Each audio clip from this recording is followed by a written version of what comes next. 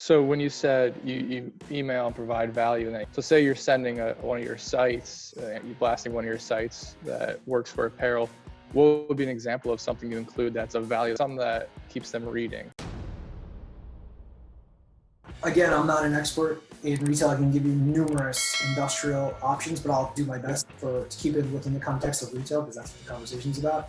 So if there's a retailer out there that you know that's really big on co-tenancy of a supermarket, and this center happens to have a supermarket, whatever kind it is, I would focus on those retailers first that you know require strong co-tenancy. For instance, if there's a Publix in the center and you know that Abercrombie and Fitch, whatever, won't go into a center unless there's a huge grocery store pulling tons of people in, and they need to be within 3 spaces on either side, like you know right away who your best targets are. So I would start with like the low-hanging fruit first. Gotcha. For instance, if you know someone's been like tinkering around the market, like they come in, they look, they leave, they come in, they look and leave, and have been in and out and have never committed to anything.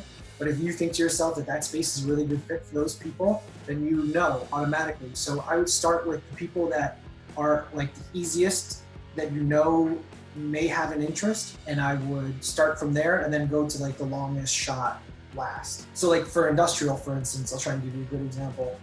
If I've got a building that's about 20,000 feet with heavy parking, and that's 100% air conditioned with heavy power, I know immediately I'm going to start targeting aerospace companies because they have big workforces.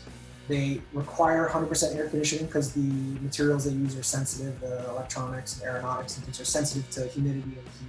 And they have stands and big equipment that they use to test to like the micrometer of these parts for these airplanes. They have to be perfect in order for the airplane to get recertified by the FAA. So I'll immediately reach out to aerospace companies because I know that that infrastructure is super important for that industry and they're going to find value in it.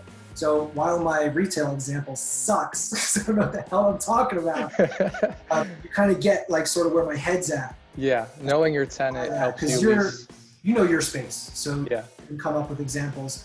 And if you don't know exactly who the right fit is for the space, grab the grayest hair old dude in your office and ask him, and he'll tell you. Okay. And just proceed. Okay.